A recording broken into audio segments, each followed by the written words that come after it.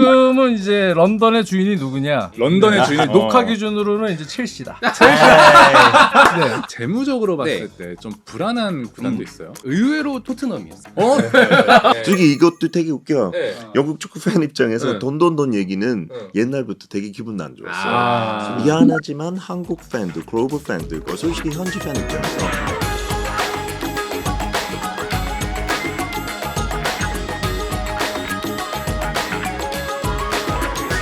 소비문화인간의 경제 이야기 비주류 경제 호스트를 맡은 저는 토스 김창선이고요. 저는 제모덕후 이재용입니다. 이번 주 비주류 경제 주제는 해외 축구인데요. 게스트로 장지현 해설위원 그리고 피터 빈트님 모셨습니다. 어서 오세요. 안녕하세요. 반갑습니다.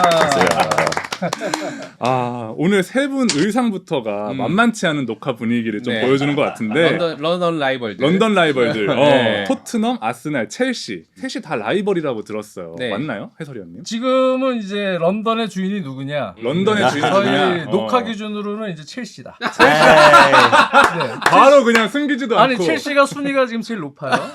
숙점이 똑같아요. 아, 똑같아요? 이건 상관이 없어요. 순위가 중요하기 때문에. 아, 시작하자마자 바로 그냥 공격을. 아니 근데 역사 통틀어서 아스널이 주인이에요. 아, 역사적으로는 역사를 아스널이다. 통틀어서. 토트넘은 뭐 네. 여기 낄 자리는 아닌데. 까였어. 이렇게 선 긋고 네, 시작부터 숨쉬듯 공격이 들어가고 있는데 약간 지금 지금 휘청휘청해요. 무섭습니다. 아니 근데 두 분이 진짜 찐 첼시 팬, 찐 아스날 팬이라고 들었는데 왜 첼시 팬이 되신 건지, 왜 아스날 팬이 되신 건지 궁금해요. 저는 근데 그 얘기는 정말 많이 얘기했어요. 어디 가서도. 그래서 원래 저는 세리아 골수 팬이었고 그래서 AC 밀란을 정말 좋아하다가 루드 굴리트라는 선수를 좋아하고 그러고 나서 갑자기 루드 굴리트가 95년에 첼시로 팀을 옮길 때 쉽게 얘기하면 이제 선수 따라 첼시 팬이 됐다. 선수 따라 맞아요. 첼시 팬이 원래 됐다. 그러다가 이제 팀의 팬이 되는 거죠.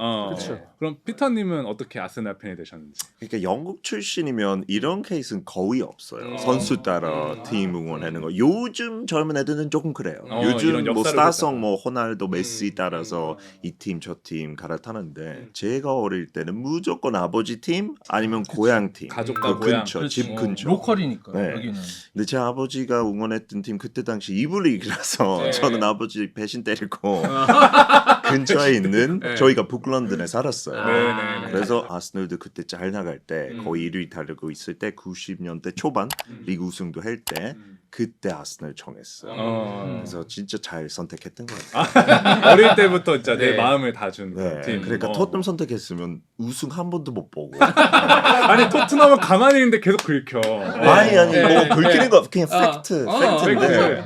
아니 그러면 어쨌든 한국에서 토트넘을 보면 이제 네. 손흥민 선수를 끼고 볼 수밖에 없잖아요. 네. 진짜 영국 현지에서 토트넘이란 팀의 어떤 이미지는 어때요? 제가 느끼기에는 토트넘 손흥민 선수가 트로피가 없잖아요. 네. 근데 그 팀이 원래 그런 마인드예요.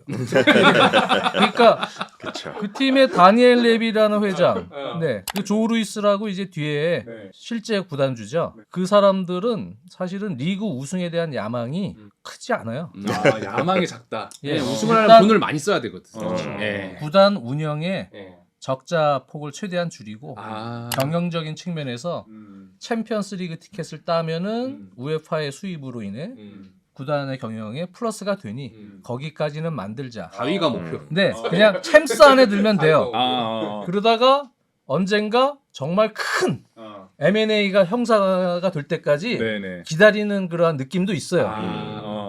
네. 여기 다르죠, 여기 저희랑. 그래서 벽을 여기는 이렇게 이제 세우고 우승을 목표로 하는 팀. 알겠습니다. 이번에 재용님의 네. 해외 축구 이야기도 궁금한데 네. 재용님은 해외 축구 자주 보시나요? 지금은 거의 많이 못 보죠. 왜냐하면 시차가 한국인이 보기에는 사실 유럽 축구가 너무 안 좋긴 해요. 쉽지 미국이었으면 참 좋았겠는데 실제로는 어느 팀은 응원하세요?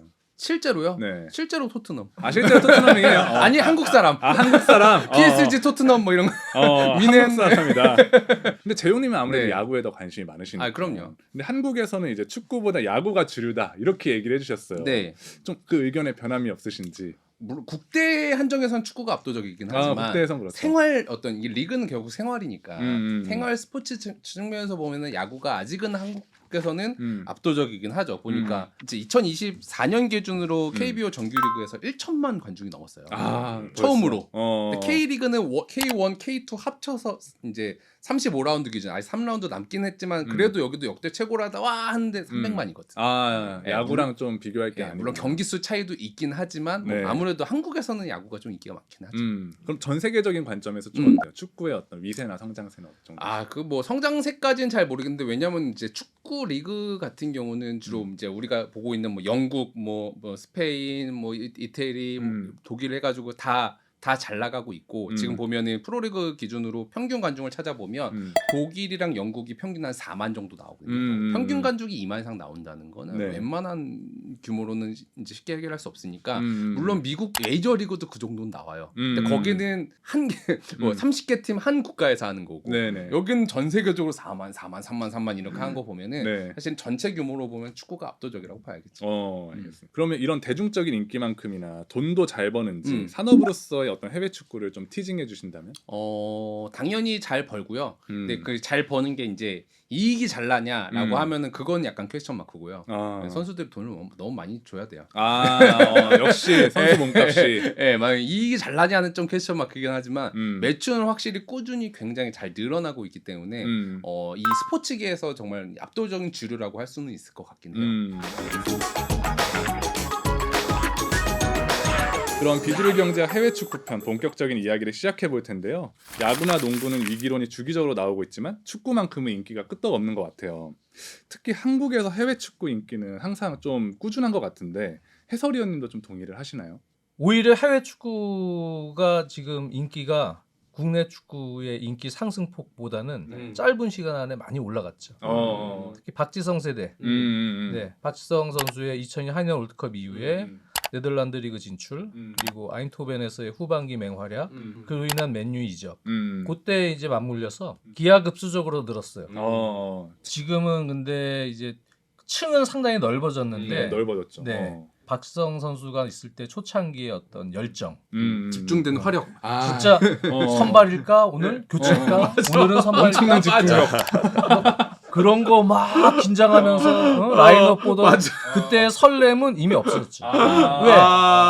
지금 당연히 어차피 손흥민 무조건 나오는 건데 뭐. 손흥민 뭐 무슨 선발이고 프리미어리그 그냥 틀면 나오는 거 아니야? 그런 느낌? 그래서 집중도 충성도는 오히려 예전보다 좀 떨어졌다. 현지 프리미어리그의 인기는 요즘 어떤지도 궁금해요. 그러니까 인기가 꾸준한가요 지금도? 뭐 오히려 영국 같은 경우는 좀 반대일 수도 있죠. 제가 어릴 때 거의 모든 남자애들이 축구 선수가 꿈이었는데 워낙 이제 콘텐츠도 다양해지면서 그 유튜버, 뭐 크리에이터 이런 직업 생기면서 제가 어릴 때보다 오히려 조금 떨어졌다고 생각할 수 있어요. 피터가 어릴 때는 몇 년도쯤을 얘기하는 거예요? 90년대 초반. 90년대 초반. 그때 진짜 뜨거웠네. 그렇죠. 영국 남자면 축구 선수지. 축구 선수 안 되고 싶으면 되게 이상했어요. 그 정도였다? 놀림 받았어요. 축구 선수 안 해? 그렇죠. 아니 아니어도 해야 된다고 말을 해야 돼. 저도 축구 선수 하고 그러니까 놀림을 당했어요. 그런 남자애들. 에이 너는 좀 이상하다. 왜 축구를 싫어해? 네. 이상한 애네. 근데 이렇게 인기가 꺾였다고 하시는데 국내에선 쿠팡 플레이가 국내 EPL 중계권을 연 700억 원에 계약했다고 하더라고요. 이 정도면 어느 정도 규모의 숫자인지. 700억이면 이제 참고로 이제 티빙이 올해 KBO 중계권을 사면서 그랬잖아요. 연에 한 400억, 450억 정도에 샀다라고 하는데 네. 그걸로 이득을 많이 봤어요. 이득이 됐어요? 이득을 많이 본 게 왜냐면 티빙 같은 서비스는 월 정기 결제를 해야 되잖아요. 네네. 처음에는 욕했지 팬들이. 하지만 안 볼 수가 없는 거잖아. 야구 팬인데 축구 팬인데 축구를 안 볼 수 있습니까? 봐야지. 그러니까 티빙이 적자를 많이 줄인 게 이제 야구 때문이다라고 얘기하는 것처럼 쿠팡 플레이 같은 경우는 근데 다만 서비스가 조금 다른 게 쿠팡 플레이는 돈 내고 보는 거긴 하지만 로켓페온이랑 쿠팡을 쓰기 위해서 보는 이제 OTT란 말입니다. 네네. 그럼 도대체 그럼 쿠팡이 이걸 왜 했을까? 왜 700억이나 주고 EPL을 샀을까? 생각해 보면 쿠팡의 로켓 와우 회원이 한 1,400만 수준 되는데 네. 보통 제일 마지막까지 정복이 잘 안 되는 고객이 대략 한 40대 이상 남성. 딱 그 축구를 축구 봐야 되는 딱 남성. 축구 타깃인 거야. 그러면 예를 들어서 연에 700억을 냈어. 근데 만약에 그러면 우리 그 로켓아웃 정기 회원료가 월에 한 7,890원이거든요. 네네. 연으로 모으면 한 월 회원료가 한 10만 원 정도 10만 원 나와요. 정도 하네요. 근데 만약에 이거 10만 원인데 이거 축구 까와가지고 예를 들어 70만 명을 모았어. 70만 명 모으면 700억 딱 떨어지거든요. 야 70만 명만 모아보자. 40대 나눠 70만 명만 모아보자. 네, 정보가 안 된 고개. 그러면은 우리 이걸로 이게 적자 아니다.라고 아마 판단했을 가능성이 매우 높습니다. 예. 저도 관계자 쿠팡 관계자한테 들은 얘기인데 네. 이거는 이제 장점이 있는 거예요. 일단 싸. 근데 리스크가 없어요. 왜냐? 없다. 그냥 기본적인 시청률이 나오는 거예요. 보던 사람이 계속 보는 거니까. 네. 실제로 프리미어리그나 이런 경기들을 보면 나이가 많으신 분들이 많이 봐요. 그렇구나. 오히려 바쁜 사람들 정신없고 출근해야 되고 이러잖아요. 그러지 않고 은퇴하신 분들 있죠. 다음날 출근 안 해야지 축구를 보지. 밤늦게까지 그냥 보고 네. 이러고 빨리 축구 보시다. 그치. 주무시고 예. 아침에 이러고 일어나면은 일어나고. 예 아침 먹고 또 이러고 또 종편 이러고 보시다가 막 이러는 분들 아저씨들 할아버지 정년 퇴임하고 근데 이런 분들은 쿠팡와우를 잘 몰라요.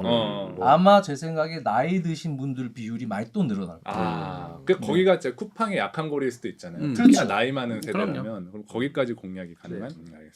어쨌든 OTT들이 이런 스포츠 리그가 가진 강점들을 다 알고 이제 비싼 비용을 치르면서라도 이걸 가져오기 위해서 노력을 하고 있는데 네. 글로벌로 봤을 때 네. 중계권료 시장도 궁금해요. 네. 프리미어 리그랑 뭐 NBA, MLB 음. 이런 전체 중계권료를 한번 비교해 볼 수도 있을까요? 네, 여러 기사들을 좀 취합해 보면 네. 프리미어 리그가 중계권이 비쌉니다. 이제 어. 국내 중계권, 해외 중계권 따로 있는데 영국 내 중계권만 보더라도 16억 7,500만 파운드, 우리나라 돈으로 한 거의 한 2조, 3조 정도 되는 수준. 중계권료 3조 가까이 2조예요? 2, 3조 돼요? 돼요. 1년에. 와, 해외도 거의 비슷한 수준. 17억 뭐 6천 파운드 된다고 하니까 네. 연에 한 6조 이상은 나올 것이다. 우리나라 돈으로. 국내만 지금 2조가 넘는 국내 거예요. 3조, 해외 3조. 약간 요 정도 느낌이에요. 국내가 엄청 세네. 네, 엄청 그죠. 커요. 국내한테 오히려 비싸게 팔아요. 충성도가 너무 높으니까. 네. 영국 사람들은 안 볼 수 없으니까. 네. 저는 현지에서 그걸 요금이 요즘에 얼마 정도 하나요? 그거 3개 다 구독하려면 한 달에 거의 15만 원.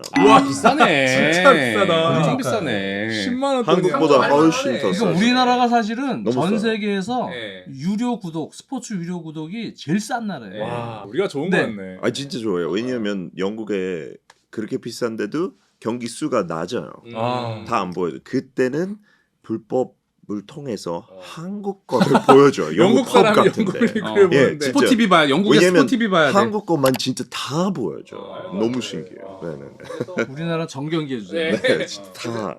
그게 어느 정도 수준이냐 비교해 보려고 살짝 찾아보면 이제 MLB 야구 같은 경우가 이제 17.6억 달러로 우리나라 돈으로 한 2.5조 정도 나와요. 대략 그 정도 나오니까 사실 프리미어리가 더 비싸고요. 네. 물론 진짜 요즘 미친 건 NBA이긴 해요. 어. NBA가 25-26 시즌 이제 계약을 했는데 그게 이제 연평균 69억 달러, 우리나라 돈으로 한 9.6조. 어우 야 NBA가 생각보다 NBA가 강자네요. 무섭습니다. 그러니까 미국이 이렇게 무서운 나라예요. 어. 네, 물론 이게 해외 판거 다 포함했어요. 그렇죠. 또 구단별로도 이따 비교해 보겠지만 미국이 무서운 나라긴 합니다. 네. 어쨌든 중계권료 순위는 이제 가장 위에 NBA가 있고 네. 그 다음이 프리미어 리그인데 네. 그러면 중계권료라는 이 가치가 네. 그 리그의 어떤 전체적인 가치를 대변한다면 네. 그 밑에 있는 어떤 구단들의 순위랑 좀 비슷하기도 한지 네. 구단 순위도 궁금하더라고요. 비슷합니다. 그래서 보통 이제 구단의 어떤 기업 가치를 보려면 보통 포브스에서 공시를 많이 하는데요. 포브스에서. 언제나 우리 포브스가 네.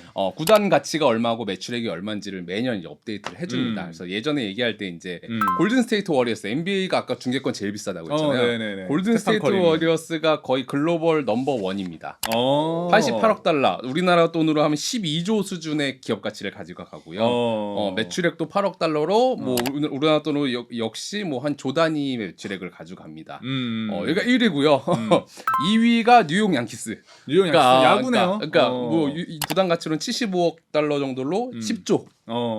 매출액도 6억 8천만 달러 수준으로 여기도 거의 한 조 단위 매출액이 나오고 있는 수준이고요. 네네. 축구로 보면은 이제 1위는 이제 레알이긴 한데 네. EPL 기준으로 보면은 1위는 맨체스터 유나이티드이긴 해요. 아 여전히. 네, 맨체스터 유나이티드가 한 65억 달러 정도로 우리나라 돈으로 한 9.2조 정도. 여기도 만만치 않습니다. 맨체스터 유나이티드 이 정도 나오고 맨체스터 시티도 많이 따라와서 여기도 이제 51억 달러로 우리나라 돈으로 한 7조 수준 정도의 가치를 보여주고 있다고 보면 됩니다. 될 것 같아요. 근데 구단 가치 리스트를 보니까 축구에서는 맨체스터 시티, 맨체스터 유나이티드 같은 프리미어리그에 속한 팀들이 많이 있는 것 같아요. 네. 프리미어리그 팀이 유독 약간 해외 축구에 있는 구단들 중에서도 파워가 강한 이유를 좀 뭐라고 보시는지 궁금해요. 아무래도 뭐 그런 중계권 배분 방식에 있어서 프리미어리그 출범할 때부터 프리미어리그에 이제 들어와라 꼬실 때 이제 내세웠던 게 50, 25, 25 정책이에요. 50, 25, 25. 네, 그러니까 전체 수익의 50%를 균등 분배하겠다. 아, n분의 1. 균등 분배한다. 네. 그리고 나머지 이제 25, 25가 네. 뭐 생중계 횟수에 따라서 네. 차등 분배인데 생중계를 비슷비슷하게 해줬거든요. 아. 그러니까 그것도 큰 차이가 없어요. 어. 그 다음에 나머지 25%를 네. 이제 성적에 의해서 음. 거기서 약간의 차등 분배인데 네. 그렇게 해서 보니까 1위 팀하고 꼴찌 팀하고 배분되는 돈이 큰 차이가 중계권으로 보면 네. 큰 차이가 없는 거예요. 아. 약간의 차이는 있지만. 어. 그래서 루퍼트 머독은 이제 어떻게 플랜을 제시를 했냐. 각 구단은 뭐 머천다이징 그다음에 입장 수입 뭐 알아서들 다 돈을 벌고 있어라. 우리 나는 중계권 가지고 중계 계약을 이제 하러 다니겠다. 근데 중계권 영업을 하려 그러니까 상품이 글로벌화해야 된다. 네네네. 그래서 구단들한테 외국 감독도 집어넣어라. 아. 외국 선수도 넣어라. 박지성 뽑아라. 그러니까 그 돈으로 인프라도 그 쌓았지만 유스에서도 돈을 투자를 하고 네. 좋은 용병들을 계속 사오는 거예요. 그러니까 점점 리그 경쟁률이 세지고 더 강팀들이 생기고 유럽 대항전에서도 성적이 좋아지니까 2021년 기준으로는 전체 유럽 리그 순위 1위가 됐어요. 프리미어리가 드디어 라리가를 제치고. 어쨌든 중계권료에서 어떤 프리미어리그 했던 선택이 어쨌든 되게 혁신적이고 세계화시키는 거에서 굉장히 중요한 트리거가 됐다 이렇게 보면 되겠네요. 그거를 92년부터 했죠. 예. 어쨌든 저희가 해외 축구 이야기를 하면 말씀 주신 것처럼 진짜 프리미어리그 중심으로 이제 얘기를 하는 것 같아요. 근데 이제 비슷한 급의 유럽에 이제 4개 리그가 있다고 했는데 어떤 리그가 있는지 좀 피터님이 소개를 해주시죠. 뭐 분데스리가, 세리아하고 라리가 저 프리미어리그랑 합쳐서 뭐 영국 사람 입장에서 그냥 세리아는 옛날부터 봤을 때 지금도 마찬가지고 되게 수비 전술이 네, 되게 수비 전술. 중요하고 그래서 솔직히 재미는 좀 덜어져요. 그냥 일반 팬들, 그쵸. 캐주얼한 축구 팬들 골 많이 나오는 거 보고 싶은데 진짜 축구 바 아니면 좀 보기 힘들다. 아, 그냥 즉각적인 지겨워. 재미는 좀 네, 네. 너무 그 전술적으로 네. 그 싸움. 또 라리가 같은 경우는 진짜 그냥 바르셀로나, 레알 마드리드 그 아. 빅투. 너무 빅투가 크다. 그렇죠. 나머지는 크게 관심 없고. 존재감도 없고. 근데 얘네들의 나 아틀레티코 거기에 마드리드 관심 많은데. 아 거기는 그래도 한 그래서 3위 정도는 되니까. 독특하게 들어봤어요. 독특하게 첼시 팬이에요. 네. 근데 또 분데스리가는 진짜 팬 컬처가 제일 약간 부러운. 거의 모든 유럽 팀들이 약간 그 팬들 구단과 팬이 하나 되는 그런 느낌. 그쵸, 네. 그쵸. 거기는 도트문트 1인이 보르시아 소유를 도트문트. 못하게 돼 있어요. 네 맞아요. 구단주가 49%밖에 지분 소유가 안 돼요. 외부 최대한. 투자자가 기업을 완전 지배하지 못하고 분데스리가. 클럽이 어떻게 보면 자사주로 50% 이상 가지고 아. 있어요. 일반 시민들이 소시오가 어. 50% 이상을 항상 가지고 있어요. 그냥 캡을 이렇게 설정해 둔 건데 네. 더 이상 그렇죠. 수요 못 하도록. 그래서 네. 그거 좀 부러워하는 것 같아요. 음. 근데 프리미어리그는 진짜 90년대 초반에 1위 절대 아니었어. 우리도 시리아 많이 봤어요. 영국에서. 좀 더 우리가 약한 리그라고 인정 어느 정도 예전에는 했어요. 어릴 때는 네네네. 네. 근데 프리미어리그가 빡 이렇게 터지면서 솔직히 영국 팬들도 되게 헷갈렸어요. 되게 네. 약간 미국식으로 엔터테인먼트 네. 상품으로 만들었어요. 네. 처음으로. 첫 시즌에 진짜 프리미어리그에도 칠리더도 나와서 이건 아니지. 치어리더가 나온다고? 크리스탈 팰리스라고 네. 진짜 말도 안 됐어요. 크리스탈 팰리스가 지금도 이제 그 똑같은 치어리더 춤을 춰요. 입장할 때. 아, 한 팀은 네. 아직까지 하고 있는데. 네. 네. 그래서 그때부터 그런 거 거부감이 있었지만 진짜 점점 세계적인 선수들, 감독들 들어오니까 더 재밌어지네. 뻥축구 아니고 벵거가 약간 예쁜 공격적인 플레이 그런 거 보면서 그래도 장점이 더 많다. 그래서 다 받아들이고 요즘 다시 팬들 좀 후회해요. 너무 해외 투자 많이 받았으니까 너무 세계화가 돼버렸다. 이제 이게 영국 구단인가? 아 영국 팀인가 우리는? 네, 왜냐면 구단주가 중동 사람이고 미국 사람이고 러시아 감독도 사람이고 해외인이고. 약간 팬들 구단하고 거리감이 좀 생긴 것 같아요. 재용님은 네. 이 4대 리그 네. 간의 어떤 차이 같은 걸 네. 어디에 그 이유가 있다고 보세요? 뭐 국가 어디? 경쟁력이라든지 뭐 중계권료에 대한 선택 이런 게 컸을까요? 당연히 이제 국가의 어떤 이 흥망성쇠에 따라 영향을 많이 받죠. 일단은 대표적으로 이탈리아가 어려웠던 게 뭐 이런 스캔들도 있었지만 사실 이탈리아 경제가 많이 경제 이제 자체가 침체가 많이 됐어요. 그러니까 산업 자체가 이제 뭐 관광에 의존한다고 하지만 일반적인 어떤 공업도 굉장히 많이 발전한 나라인데 그게 좀 이제 성장 동력이 많이 떨어지면서 이탈리아가 좀 많이 떨어지는 계기가 됐고 실제로 이제 매출액 기준으로 한번 네. 숫자로 한번 보시죠. 한번 보면은 네. 21-22 시즌 기준으로 매출액 차이가 꽤 많이 나는 게 EPL 매출액이 전체적으로 55억 파운드 합쳐서 한 9조 8천억 9조 한 10조 8천억, 10조 정도 수준의 매출액이 나오고요. 네. 라리가가 28억 파운드 절반. 아 5조 정도. EPL의 거의 한 절반 와. 정도. 네. 분데스리가 26억, 세리에 21억. 거의 그냥 나머지 거의 비스무리한 수준이고 네네. 그 당시에 이제 증감 비율만 따져봐도 EPL이 21-22 시즌 전년도보다 12% 늘었고 라리가는 11% 늘었고 분데스리가는 5% 늘었는데 세리에는 7%가 빠졌어. 세리아 혼자 역성장을 했네요. 예, 오히려 밑에 리그앙 프랑스 리그앙이 이제 17억 파운드로 성장률이 26%야. 프랑스가 이제 역전할 수도 있는 위기에 처했네요. 왜냐면 프랑스 경제가 이탈리아보단 나으니까. 예. 경제랑도 긴밀하게 이렇게 연결돼 그렇죠. 있고. 아무래도 이제 국가가 잘 나가야 리그가 잘 나가는 건 뭐 당연한 말인 것 같아요. 이렇게 유럽의 4대 리그까지 살펴봤는데 네. 마지막으로 프리미어 리그 내 개별 구단의 상황도 궁금해요. 네.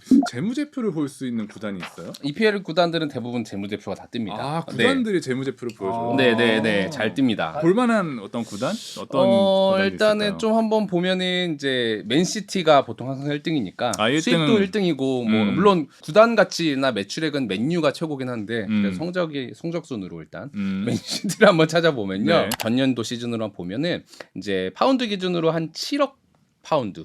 우리나라 돈으로 뭐 하면은 1조 한 3천억 정도 되려나요? 매출액이 1조 3천억? 어마어마합니다. 네. 매출액이 한 조 단위의 매출액이 나오는 회사고요. 거의 적자예요. 아 그래요? 거의 적자인데 흑자내는 게 어려워요. 맨시티는 이제 특히 이제 축구팀은 항상 재무제표 손익계산서를 할 때 네. 일반적인 손익, 일반적인 매출과 일반적인 비율 그래서 우리 이익이 얼마인데 선수 팔아서 벌은 수익, 선수 때문에 이른 손실을 두 가지 열을 구분해서 이제 표시를 해주거든요. 그게 제일 중요하니까. 예, 그래서 사실 선수 사고 팔 거를 제외해 보면 맨체스터 시티 같은 경우는 1억 파운드 정도, 그러니까 우리나라 돈 한 1,800억 정도의 어떤 영업이익이 나오는 상황인데 선수 때문에 얻은 적자가 1억 4천만 파운드. 그게 더 커요. 그게 일반적인 내부 EPL 구단의 어떤. 근데 이 정도면은 이제 맨시티 정도면 양반이에요. 양반이에요, 이 정도면. 잘 팔았어요. 이 정도면 잘한 장사다. 맨시티는 장사를 잘합니다. 다른 어떤 구단 어디 보면 좋을까요? 그다음 그러면 이제 여기만 잘 버냐? 그러면 한 중위권도 한번 생각해 보자. 중위권 팀. 중위권 중에 이제 웨스트햄. 웨스트햄. 웨스트햄. 한번 중위권 그러니까 양극화를 보기 위해서 네네. 여기가 이제 매출액이 한 2억 3천만 파운드 해가지고 영업이익 기준으로 생각해 보면 이제 그냥 선수 판 거 선수 사고 판 거 없이 하면은 4,800만 파운드 정도 흑자인데 선수 때문에 이른 게 한 6,500만 파운드. 그래서 많이 총 잃었네요. 합해서 1,600만 파운드 영업 적자. 선수 때문에 거의 다 잃었네. 네, 대부분 이래요. 그러니까 네. 흑자나는 구단을 찾고 싶어도 네. 잘 없어요. 결국 선수에서 다 적자가 나는 건가요? 네, 왜냐면 이제 이적료가 너무 비싸거든요.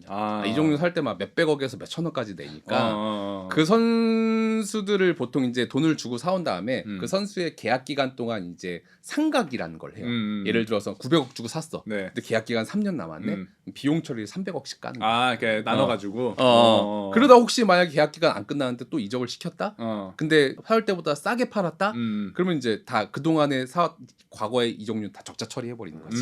그러니까 대부분 근데 이제 EPL 구단들은 주로 이제 바잉 구단이 많아요. 성적을 내야 되는 팀이지 돈을 많이 벌어야 되는 상황이 아니고 성적이 더 중요하죠. 성적이 더 이익을 내는 거. 성적을 내면 이익은 매출은 맨시티처럼 따라온다는 믿음이 있기 때문에 대부분 다 적자인 상황이에요. 이게 이제 성적을 내서 네.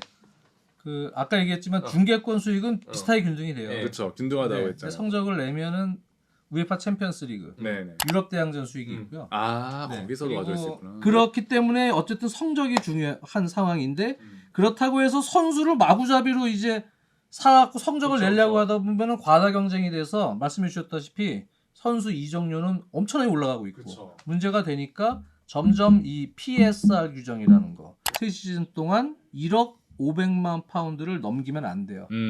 적자, 손실을. 적자를 너무 내지 않게. 그 손실이 되면 승점 삭감, 뭐 해서 이미 뭐 승점 삭감되고 했던 팀들이 있잖아요. 당한 팀이 있어요. 제재 당한 팀이. 그리고 우에파는 더 빡세요. 유럽 대항전 나간 팀들은 더 빡세다 보니까 아무래도 이제는 선수 영입을 그렇게 과다하게 막 하질 못하고 맨시티 같은 팀들은 그래서 약간 스몰 스쿼드가 됐어요. 반대로 첼시 같은 데는 펀드가 들어와서 유망주들을 모조리 사.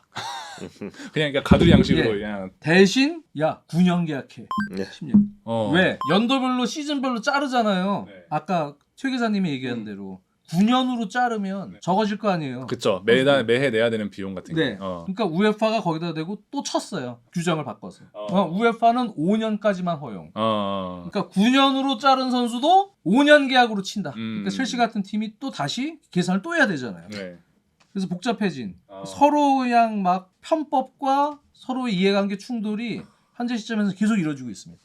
그러니까 이게 선수 영입 관련해서는 뭐 MLB나 그때 NBA나 그렇고 어떻게든 이 치열하고 과열해지는 경쟁을 막기 위한 이 뚫고 뚫리는 그런 좀 규정들이 계속 있는 것 같아요. 재무적으로 봤을 때 좀 불안한 구단도 있어요. 좋지 않은 구단. 그 의외로 되게 돈 잘 벌 것 같은데 적자인에서는 토트넘이었어요. 토트넘은 무조건 잘 벌잖아요. 아니 손흥민 유니폼 엄청 팔릴 것 같은데. 그러니까 토트넘 같은 경우가 최근 4년 동안 적자거든요. 아 그래요? 그러니까 이렇게 많이 팔아. 그냥 순수하게 그냥 사업만 해서는 영업이익이 괜찮게 나오는 회사인데 네. 이제 선수를 사는 거가 일단 제일 크고요. 그리고 구장을 또 리모델 그러니까 크게 했잖아요. 공사를 크게 하면서 조단위 공사를 했단 말이야. 그거 감가상각되면서 이제 몇백억씩 이제 까이는 것도 있고 그래서 최근 4년 동안은 적자이긴 했는데 그렇다고 해서 뭐 토트넘이 망할 정도냐? 그건 아닌 게 이제 적자 규모가 뭐 8천만 파운드, 5천만 파운드, 8천만 파운드 약간 요런 수준으로 적자가 되는데 그 정도 수익은 이제 연간 감가상각비 수준이랑 거의 비슷해요. 그 말인즉슨 캐시가 나가는 손실은 아니고 그냥 거의 현금 거의 똔똔 정도 치는 수준으로 가고 있긴 한데 네네네. 앞서 투자한 것들이 약간 잘못 이종류 사온 것들이 있어가지고 회계적으로는 적자이긴 하다. 토트넘이 그렇게 우리 이미지처럼 떼돈 버는 회사는 아니다. 뭔가 실수가 있었군요. 어쨌든 프리미어리그의 개별 구단들도 살펴봤는데 재무쟁이 입장에서 프리미어리그의 어떤 구단들은 투자할 만한 가치가 있는 대상이라고 보시는지 궁금해요. 좀 해볼 만한 게 해볼 만해요. 해볼 만한 게 이게 그 투입하면은 산출이 잘 나온다는 거를 몇 개의 구단들이 보여줬어요. 예를 들면 첼시가 뭐 아브라모비치 뭐 구단 주고 돈 써서 사이즈 키웠더니 야, 이 정도 규모가 나오는 팀이 됐네. 맨시티 투자했더니 원래 맨시티가 사실 이렇게 막 메이저는 아니었잖아요. 원래 한 웨스트햄 막 중위권 약간 이런 느낌이었어요. 근데 지금 완전 메이저잖아. 네네. 그러니까 여기도 어떻게 보면은 돈 했었더니 이만큼 나오네. 그래서 실제로 아마 지금 EPL 구단 중에 한 8개인가? 미국인 주주를 가진 팀이 많아요. 그러니까 미국인들이 스포츠 구단에 투자하고 싶은데 야, 저기 뭐야 독일은 너무 폐쇄적이야. 라리가도 야 이거 투입 대비 이게 빅2가 아니면 투입 대비 산출이 안 나와. 그러면 내가 돈을 투자해서 어디서 이득을 벌어볼까? 그러니까 혹시 투자를 하면서 적자를 보더라도 인기가 많아지고 관중이 많아지면 그만큼 매출 단위가 따박따박 늘어나니까 혹시 여기 단기 순이익이 안 나오더라도 구단 같이 재매각할 때 돈을 많이 받을 수 있거든. 밸류가 올라가니까. 밸류를 생각하면 되니까. 그러니까 그거를 이제 여러 구단을 통해서 학습한 주주들이 많은 거야. 그래서 만약에 내가 투자한다 그러면 역시 EPL 구단 중에 한 중위권 팀 중에 조금 이제 괜찮은 데들 전평가돼 있는데 저평가주를 찾아가지고 그래도 내가 한번 낭만 플러스 수익으로 한번 도전해 볼까 하면 EPL밖에는 투자할 대상이 없다. 그나마 유럽에 있는 여러 리그의 구단 중에서도 EPL이 가장 좀 안정적이다. 피터님은 만약에 투자자로서 프리미어리그의 구단에 투자한다면 어디에 투자하고 싶으세요? 근데 경쟁이 워낙 심하니까 이거 큰일 날 때도 있어요. 그 투자하면서 이제 강등되면 그렇죠. 손실 보죠. 큰일 나고 끝장이지. 근데 일반 축구 팬들은 그렇게 원하진 않은 것 같아요. 그러니까 점점 멀어지니까 그 애정이 조금 떨어지는 것 같아요, 솔직히. 돈 얘기하니까. 솔직히 이것도 되게 웃겨. 영국 축구 팬 입장에서 돈 얘기는 옛날부터 되게 기분 안 좋았어요. 스포츠는 돈은 아니지. 강등하는 것도 그 로망도 있고 승격도 로망이 있는데 요즘 다 숫자로 돌아가니까. 재무쟁이들이 우리 낭만을 많이 망가뜨렸다. 근데 진짜 그 선수 그 뭐 월급 같은 거 그 테이블을 봤을 때 거의 그 순위랑 비슷하게 가요. 선수 많이 돈 주는 구단은 1위 되고 맞아요. 그냥 이렇게 되는 거예요. 되게 현실화됐어요. 얘기 나온 김에 여쭤보면 어때 피터님이 생각하시기에 오늘 저희가 어쨌든 해외 축구를 둘러싼 돈 얘기를 한 거잖아요. 피터님이 생각하시기에 해외 축구에 있어서 돈은 어떤 의미인지. 뭐 피할 수 없는 거지만 팬들이 생각하기도 싫고 솔직히 인정하기도 싫고 서로 그것 때문에 많이 놀려요. 그러네. 솔직히 첼시 진짜 제일 미움받았던 팀이었어요. 2000년대 초반에 원래 맨유 제일 싫어했어요. 왜냐면 맨날 우승했으니까. 뭐 돈도 제일 많긴 많았지만 그거 막 치사한 돈이라고 생각하지 않았어요. 그냥 어느 정도 선을 지켰다는 돈. 근데 그렇게 해외 투자를 통해서 우승 막 하고 감독도 솔직히 조금 재수 없는 무리뉴가 와서 재수 없는 무리뉴 되게 거만하게 막 말하고 맞아. 그거 영국 전서랑 안 맞죠. 좀 겸손하고 그래야 되는데 근데 또 우승을 해요. 또 우승을 해요. 갑자기 지금 소금기가 필요하시. 갑자기 당이 땡기는. 그래서 그때부터 약간 돈을 어쩔 수 없이 인정하되 되게 그렇지만 너무 이건 아니지. 돈 많이 쓴 팀이 1등은 너무 재미없지 않느냐. 완전 글로벌화 됐으니까. 그러니까 페이투윈 좀 별로다. 또 글로벌화 되면서 이건 우리 것만이 아니다 이제. 그러니까 저도 그런 PSR, 그런 FFP, 그런 Financial Fair Play는 무조건 있어야 된다고 생각하는데 그걸로 충분할 것 같지는 않아요. 그러니까 저는 진짜 약간 그 독일 모델의 팬들이 그 지분을 더 많이 가져야 된다고 생각하고 그래서 팬들 그냥 일반인들, 서민들이 부족할 수 있죠. 지식하고 그런 결정할 때. 근데 영국의 축구는 진짜 그 커뮤니티가 진짜 중요해요. 미안하지만 한국 팬들, 글로벌 팬들 그거는 우리랑 상관 크게 없다. 우선순위가 아니다. 근데 글로벌 비즈니스 되니까 그런 팬들까지 신경 써야 되는 거. 솔직히 현지 팬 입장에서 너무 짜증나요. 이 구단은 100년 이상의 역사, 이 커뮤니티에 진짜 약간 모이는 장소고 우리 뭐 공장에 나가는 진짜 저소득층 남자들 주로 낙이다. 일주일에 한 번 가서 보는 건데 그러니까 이 축구라는 거 사업은 아니야. 이거는 진짜 스포츠라는 거 원래도 사업 외잖아요. 일 외. 그렇죠. 레저로 하는 거고 스트레스 푸는 레저죠. 건데 그래서 많은 PL 팬들이 조금 이런 현상도 있어요. 3부 리그, 4부 리그 동네마다 팀이 진짜 많아요. 그런 밑에 팀들 차라리 그 팀들 그 팀을 응원해요. 응원하죠. 이제 그 돈이 예전 묻지 않, 팀을 때가 묻지 않은. 거의 포기하고 진짜 슬픈 일이에요. 음. 진짜 저도 옛날에 그런 얘기했는데 진심이에요. 자기 축구팀 포기하는 확률이 자기 와이프 포기하는 확률보다 훨씬 더 낮아요. 통계로 나와 있네요. 이혼보다 팀을 버리는 게 어렵다. 이혼율은 거의 50%잖아요. 근데 축구 포기하는 율은 진짜 한 자릿수이겠어요. 맞아. 거의 없어요. 근데 요즘은 그게 늘어나는 게 진짜 좀 슬픈 일인 것 같아요.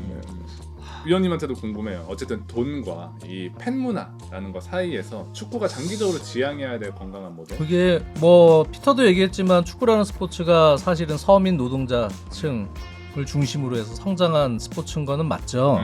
네. 그렇지만 사실은 저는 그런 것 같아요. 이 자연스러운 역사의 흐름을 보면 지금 자본이 너무 커지고 이적료도 너무 세지고 막 이러다 보면 거품이 또 생겨서 거품이 생겼죠. 또 무너지는 게 자연스러운 경제적인 원리이고요. 네. 또 그런 상황에서 역사의 흐름에 맡기다 보면 그것이 또 하나의 스토리가 될 것이다.